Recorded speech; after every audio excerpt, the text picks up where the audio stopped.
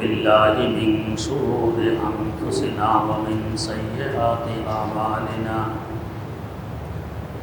من يهده الله فلا مضل له ومن يضلله فلا هادي له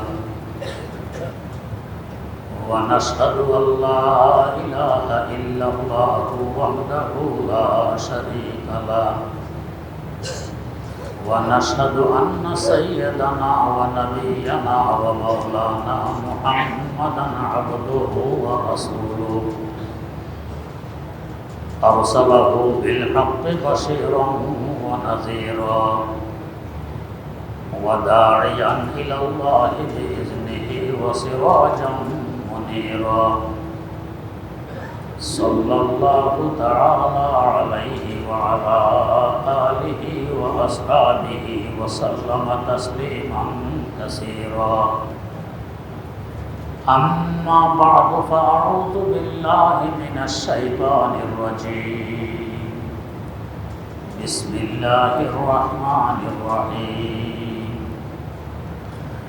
وقل رب أدخلني مدخل صدق وأخرجني مخرج صدق واجعل لي من لدنك سلطانا نصيرا وقل جاء الحق وزهق الباطل إن الباطل كان زهوقا وننزل من القرآن ما هو شفاء ورحمة للمؤمنين ولا يزيد الظالمين إلا خسارا وإذا أنعمنا على الإنسان أعرض ونأى بجانبه وإذا مسه الشر كان يئوسا قل كل يعمل على شاكلته فربكم أعلم بمن هو أهدى سبيلا صدق الله مولانا العظيم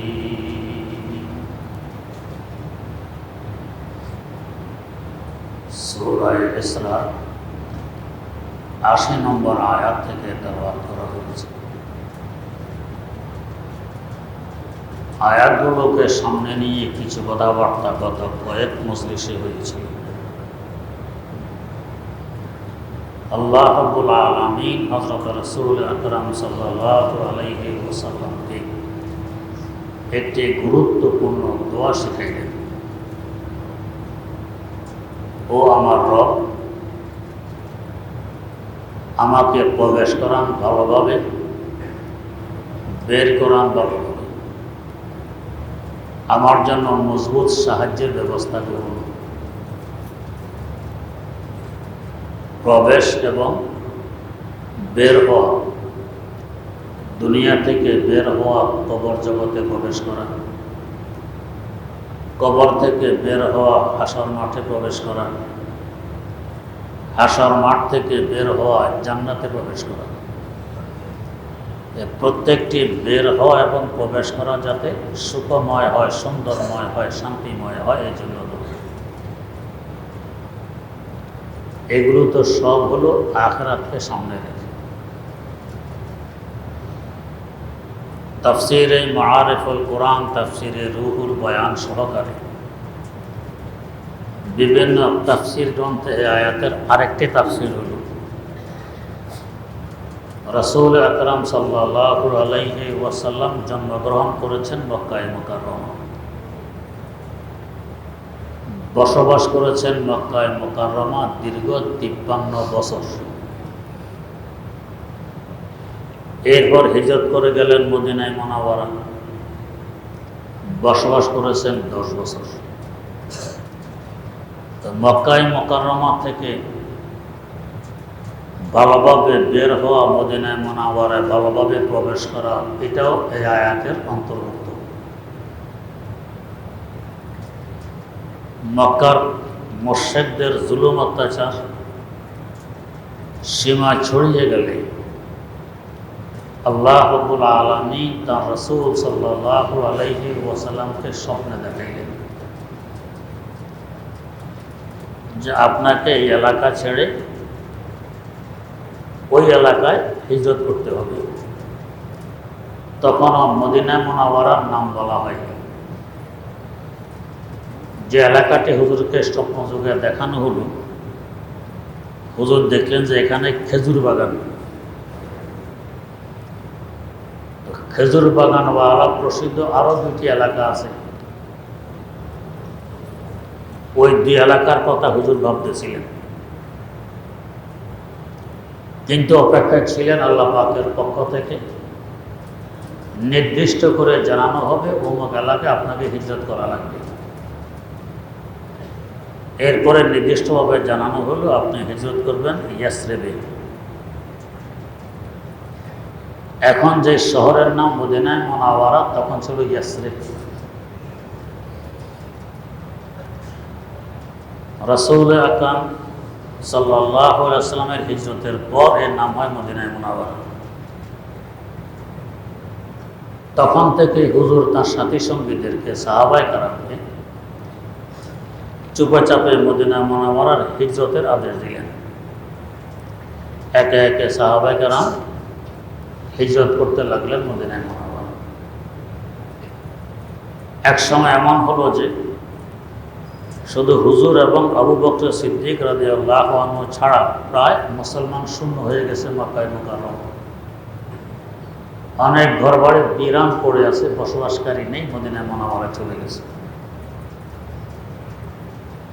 মক্কাবাসী দেখলো এটাও তো আমাদের জন্য ক্ষতিকর, এখন কি করা যায়? এর জন্য তারা পরামর্শ মিটিং ডাকলো দারুন নদওয়ায়। মিটিংয়ের সভাপতিত্বের আসন গ্রহণ করলো আবু জাহাল মরহুম। গোপনীয় মিটিং, কেউ জেনে ফেললে যদি হযরত রাসূল আকরাম সাল্লাল্লাহু আলাইহি ওয়াসাল্লামকে জানিয়ে দেয়, তাদের গোপন সিদ্ধান্ত ফাঁস হয়ে যাবে। তাই খুব সতর্কতার সাথে গোপনীয় মিটিং বসে। মিটিং শুরু হওয়ার অবস্থায় দরজার মধ্যে খটখট আওয়াজ। দুয়ার খুলে দেখে যেন এক মুরব্বী, চেহারা সুরত আকর্ষণীয়। আপনি কি চান? আমি নজদ থেকে এসেছি, একজন মুরব্বী মানুষ। আনা শায়খুন নজদিয়্যুন, আমি একজন নজদি মুরব্বী। এখানে কি জানতে পেরেছি আপনাদের একটা গোপনীয় মিটিং চলছে, এখানে আমি পরামর্শ দেওয়ার জন্য এসেছি এত দূর থেকে। নজদ থেকে এসেছে, মক্কায় মুকাররমা থেকে অনেক দূরে। তাকে ভিতরে প্রবেশের অনুমতি দেওয়া হল। আসলে সে ছিল ইবলিস, শয়তান। মানুষের সুরত ধরে, মুরব্বীর সুরত ধরে এসেছে পরামর্শ দিবে। যখন কথা শুরু হয়, কেউ পরামর্শ দেয় যে তাকে গৃহবন্দী করে রাখা হোক। এইভাবে তো শেয়ালে আবি তালিবে 3 বছর বন্দী ছিলেন, লাভ কিছুই হয়নি আমাদের। এই পরামর্শ গ্রহণ করা যাবে না। কেউ পরামর্শ দিল দেশান্তর করে দেওয়া হোক, আমরা ঝামেলা মুক্ত থাকব। নজদের মুরব্বী বলে এই পরামর্শ ঠিক হবে না, কারণ সে যেখানে যাবে সেখানে তার মিশন চালু রাখবে, শক্তি অর্জন করে তোমাদের উপর আক্রমণ করে তোমাদের দেশ নিয়ে যাবে, পারবে না। শেষমেশ আবু জাহাল নিজেই প্রস্তাব দিল হত্যা করে দেওয়া হোক। নজদের এই মুরব্বী ইবলিস, হ্যাঁ এটা হলো আসল সিদ্ধান্ত, তাকে হত্যা করে দেওয়া হোক। কিন্তু এখন প্রশ্ন, বনি হাসেম বড় সম্ভ্রান্ত একটি গোত্র, এদেরকে সবাই সম্মানের চোখে দেখে। এদের একজনকে হত্যা করলে তার বিনিময়ে কিসাস নেওয়া হবে, হত্যার বিনিময়ে হত্যা। আমরা বাঁচব কীভাবে? তখন সিদ্ধান্ত হলো একা কেউ গিয়ে হত্যা করবে না। তো আমরা এখানে 17 গোত্রের 17 জন লিডার আছি। এই 17 জন লিডার একসাথে তার উপরে 17টি তলোয়ার মারব। এই 17 গোত্র থেকে কিসাস নেয়া, প্রতিশোধ নেয়া, এটা এদের পক্ষে সম্ভব হবে না। বেশির থেকে বেশি রক্তপণ দিয়ে দিব। তো 17 গোত্র চাঁদা করে রক্তপণ দিতে এত সমস্যা হবে না। সিদ্ধান্ত গৃহীত হলো, তবে কাজ এখনই সমাধান করা লাগবে। লেন্ডি করলে, দেরি করলে কখন কথা ফাঁস হয় মোহাম্মদকে পাওয়া যাবে না। এরা এখান থেকে উঠে রাসূল আকরাম সাল্লাল্লাহু আলাইহি সাল্লামের ঘর ঘেরাও করে, চতুর্দিকে পাহারাদারি। এই সময় আল্লাহ পাক হযরত জিবরাইল আমিন আলাইহিস সালামকে পাঠায় তাদের সব কথাবার্তা জানাই দিলেন। এই সিদ্ধান্ত, তারা আপনার বাড়ির চতুর্দিকে এখন বেষ্টনে দিয়ে আছে, ঘেরাও করে আছে। আমরা হলো তো ঘাবড়িয়ে যেতাম, হায় হায় এখন আমার উপায় কি? খোলা তলোয়ার হাতে বাড়ির চতুর্দিকে তাদের ঘেরাও, আমার তো যাওয়ার রাস্তা নেই, আমার উপায় কি? কিন্তু উনি তো জানেন আমি যার গোলাম, আমার হেফাজত তার দায়িত্বে। এই চিন্তা আমাকে করলে লাভ হবে না। আল্লাহ রাব্বুল আলামিনের উপরে পূর্ণ আস্থা। হ্যাঁ, যদি এখানে আমার হত্যা লাভ করে সিদ্ধান্ত হয়, এটা আমারও সিদ্ধান্ত হবে। আল্লাহ পাকের সিদ্ধান্তের বাইরে তো আমি সিদ্ধান্ত নিলে কোনো লাভ হবে না। আল্লাহ পাক যা করেন এর উপরেই আমি রাজি। এটাই হলো গোলামের শান। রাসূল আকরাম সাল্লাল্লাহু আলাইহি ওয়াসাল্লামকে আল্লাহ পাক নির্দেশ দিলেন, অমুক সময় আপনি বেরিয়ে পড়বেন ঘর থেকে। হুজুর তো বেরিয়ে পড়বেন, কিন্তু হুজুরের আরেকটাই চিন্তা, সেটি কি? যদিও মক্কার কাফের মুশরিকরা হুজুরের রক্তের পিপাসু, একথা বোঝে হুজুর সত্যবাদী এবং আমানতদার।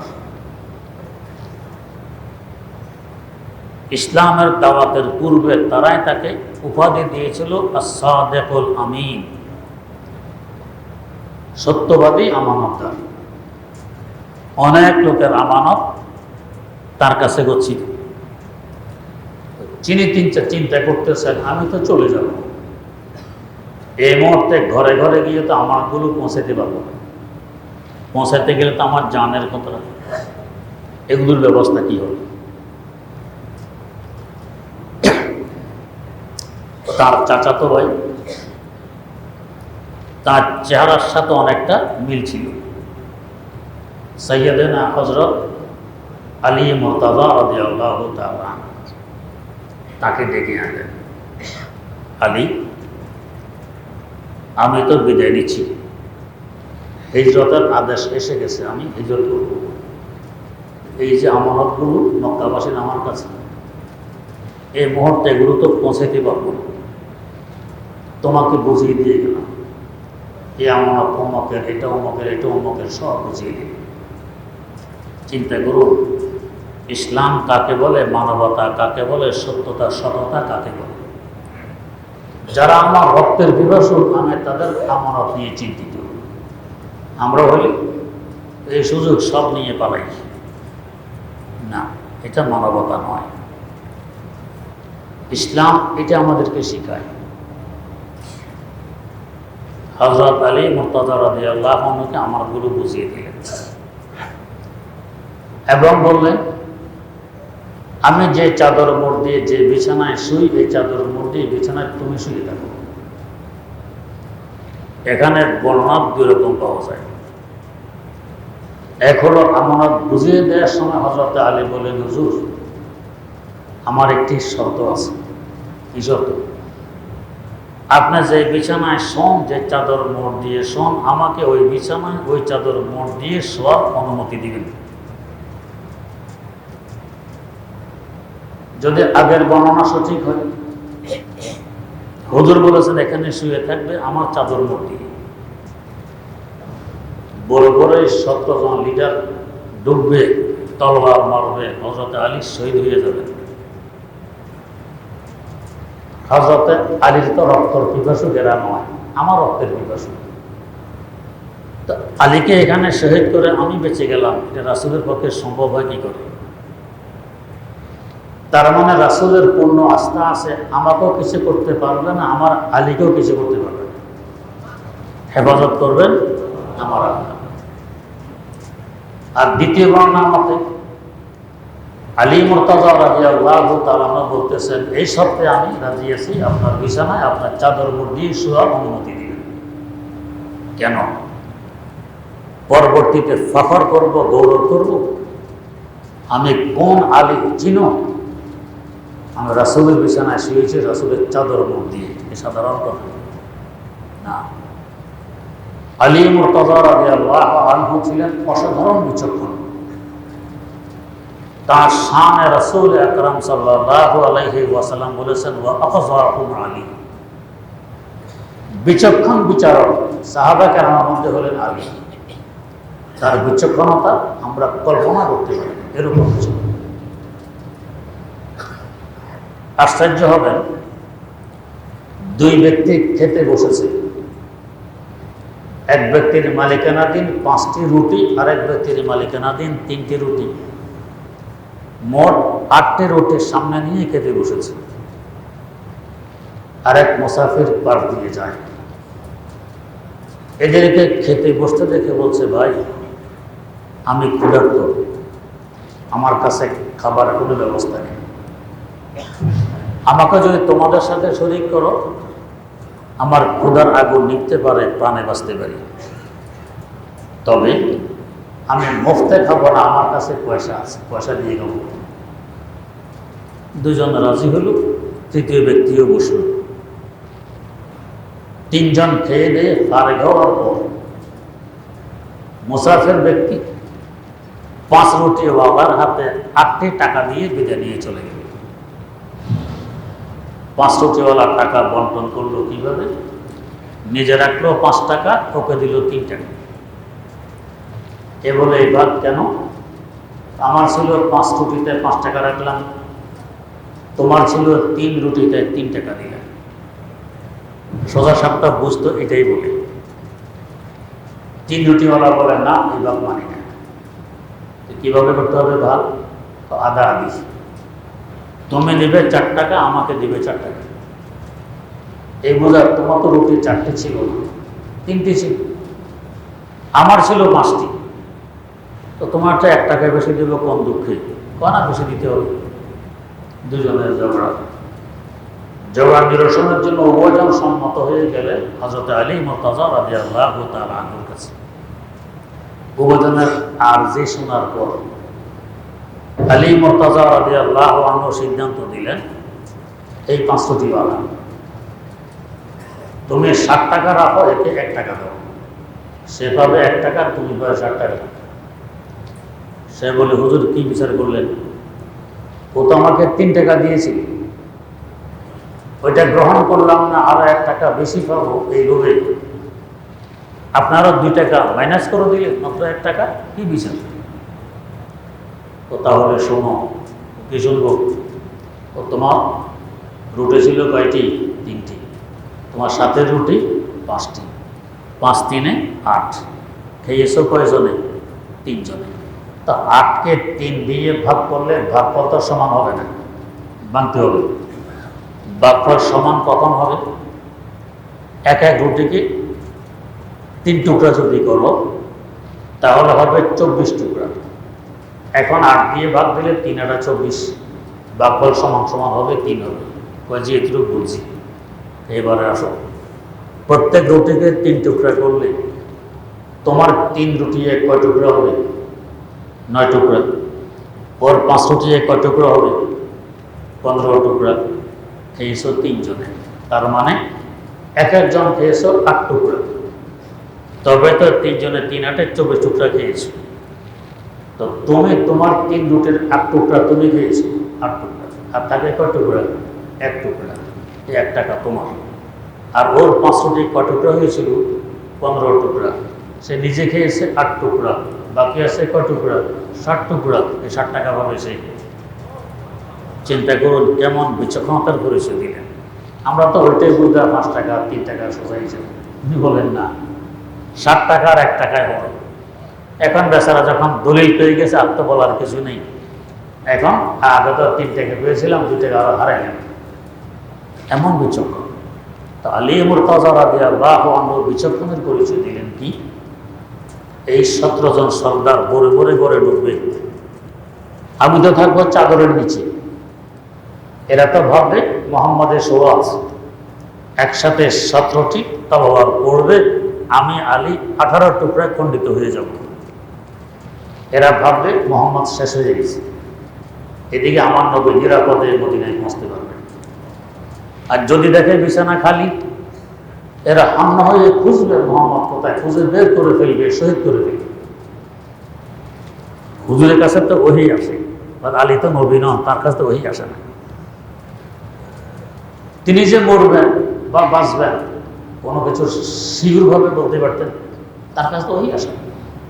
বরং বাহ্যিক দৃষ্টিতে এটাই বুঝে আসে তিনি শাহাদাত বরণ করবেন, 7টা তলোয়ার পড়বে তার উপর।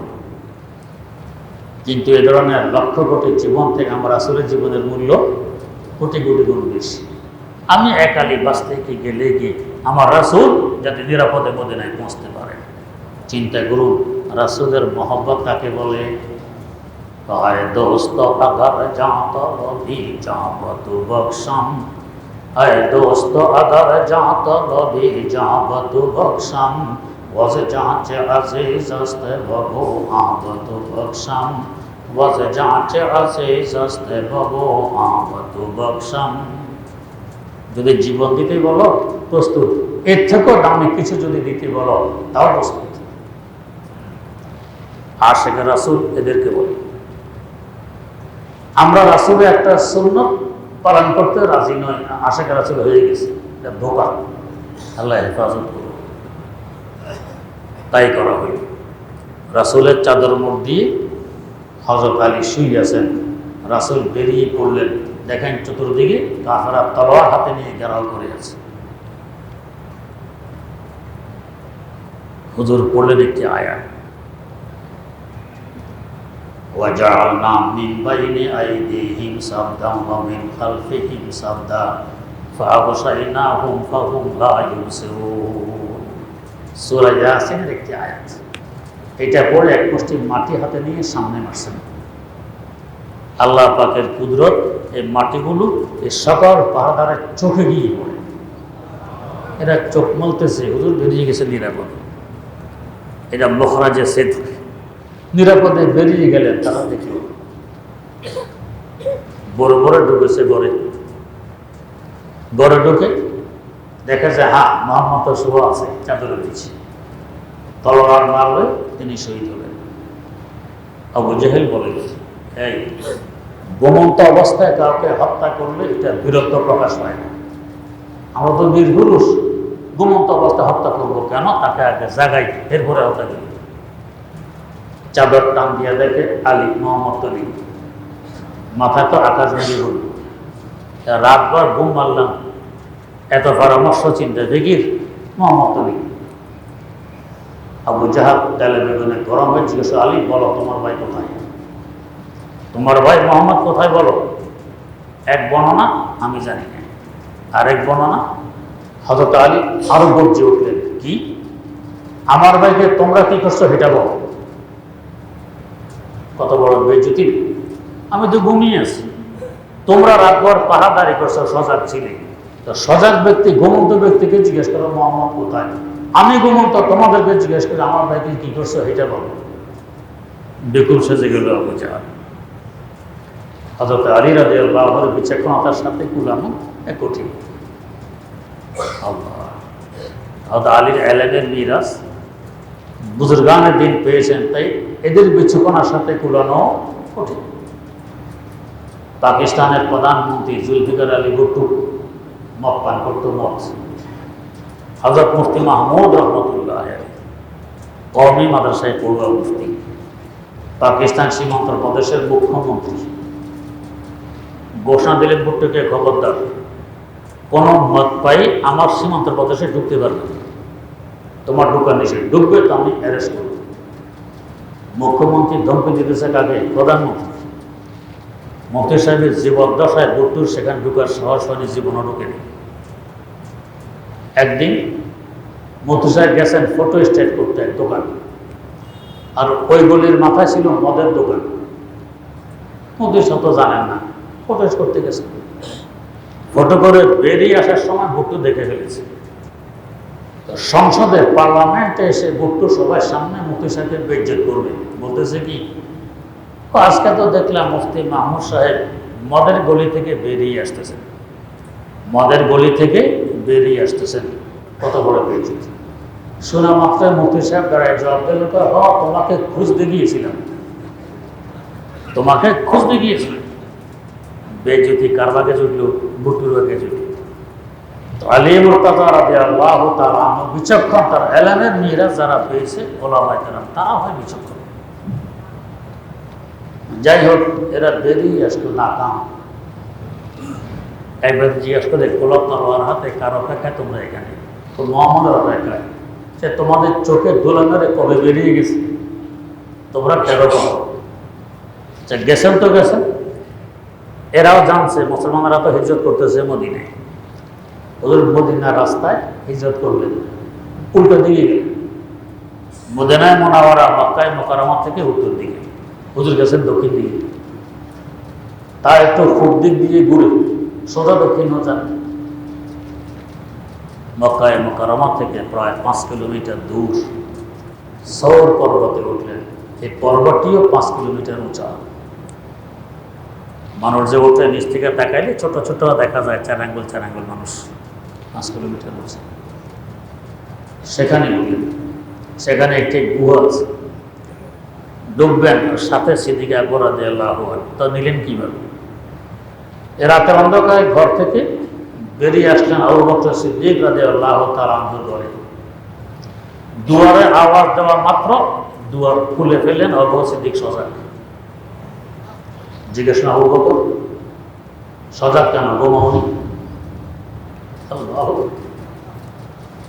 জবাব দিলেন, হুজুর আজ থেকে 6 মাস পূর্বে আপনি বলেছেন, আবু বকর তোমাকে নিয়ে হয়তো আমাকে হিজরত করা লাগতে পারে রাতের অন্ধকার।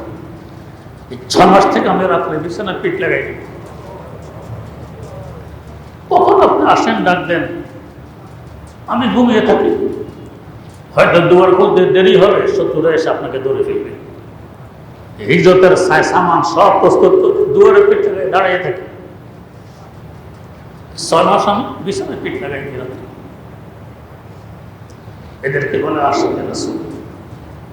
आए दोस्तों अगर जा तो लो भी जा तू बख्शम, आए दोस्तों अगर जा तो लो भी जा तू बख्शम, वज जाचे अजीज अस्ते बबू आब तू बख्शम, वज जाचे अजीज अस्ते बबू आब तू बख्शम।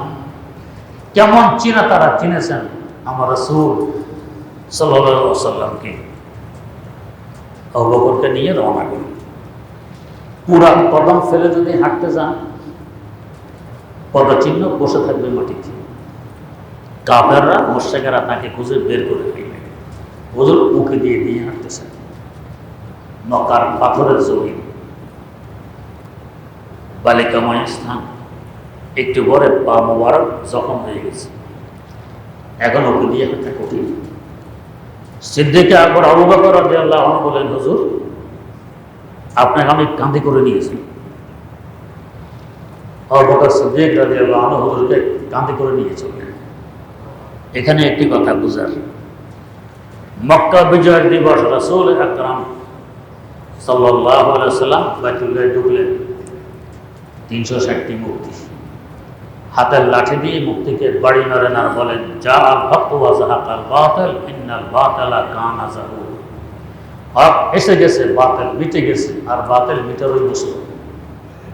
বাড়ি মারলে মূর্তিগুলো উপর হয়ে পড়ে, সাহাবা কেরাম ভেঙে চুরমার করে ফেলেন। এখান থেকে বোঝা যায় কোথাও মুসলমানদের বিজয় হলে এখানে যদি মূর্তি থাকে তো ভেঙে ফেলব। নবীর তরিকা, নবীর সুন্নত, নবীর নিজ হাতে মূর্তি ভেঙেছেন, সাহাবা কেরাম ভেঙেছেন, মূর্তি ভেঙে ফেলব, নবীর তরিকা। কিন্তু হুবল সবচেয়ে বড় মূর্তি এটা উপরে। বাইতুল্লাহ শরীফের উচ্চতা 34 ফিট, সরজমিন থেকে উপরে 34 ফিট উঁচু। লাখ ছিলেন। আলী মুর্তাজা রাদিয়াল্লাহু তাআলা আনহু বললেন, হুজুর আমার কাঁধে উঠে বাড়ি। হুজুর কি বললেন? তুমি কি আমার ওজন সইতে পারবে? নবুয়তের একটি ওজন আছে, তুমি কি সইতে পারবে? হযরত আলীর কাঁধে উঠলেন। তার মানে আলী তুমি আমার ওজন সইতে পারবে না।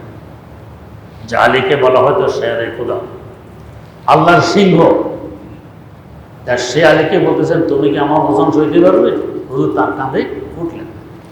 আর সিদ্দিক আকবর পুরা 90 ওজন কাঁধে নিয়ে 5 কিলোমিটার হেঁটে হেঁটে সৌর পর্বতের গুহায় পৌঁছলেন। চিন্তা করুন সিদ্দিক আকবরের পাওয়ার কি করি।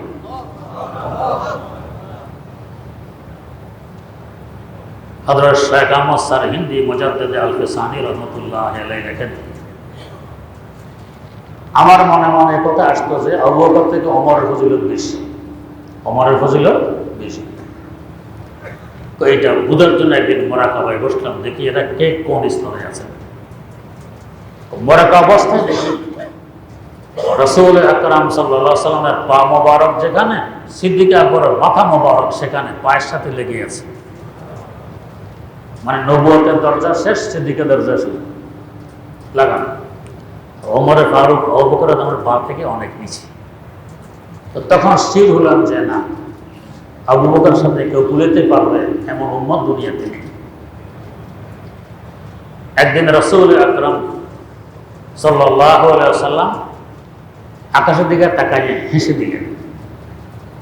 আয়েশা সিদ্দিকা রাদিয়াল্লাহু আনহার সাথে, হুজুর কেন হাসলেন? তো হাসছি না বলেন। কিছু স্ত্রী আছে নাসর ধরে তো ধরে বলাইলেন, বলেন বড় বাধ্য হয়ে বললেন কি, আমার উম্মতের মধ্যে এক ব্যক্তি এমন আছে যার নেকির সংখ্যা আকাশের অসংখ্য তারকা থেকেও বেশি। এই যে মনের আনন্দে হেসেছে। অত আয়েশা কি ভাববেন, আমার আব্বা ছাড়া আর কেউ এত নেকি তো আমার আব্বার। হুজুর লোকটি কে বলেন? কনা এটা বলা যাবে না, বললে তো আয়েশার মন ভাঙবে না, বলেন ধরছে। শেষমেশ বাধ্য হয়ে বললেন তো ওমর হবে আর কি হবে। অত আয়েশা মনে মনে দেখা যায় ওমর নাকি আমার আব্বা থেকে বেশি। তাই হুজুর যখন অসুস্থ, ইমামত করতে পারবেন, নামাজ পড়তে পারবেন না, হুকুম দিলেন কি, মুরু আবু বকর, আবু বকরকে হুকুম করা ইউসাল্লিয়া বিন নাস, মানুষকে নিয়ে যেতে নামাজ পড়ে দেবে।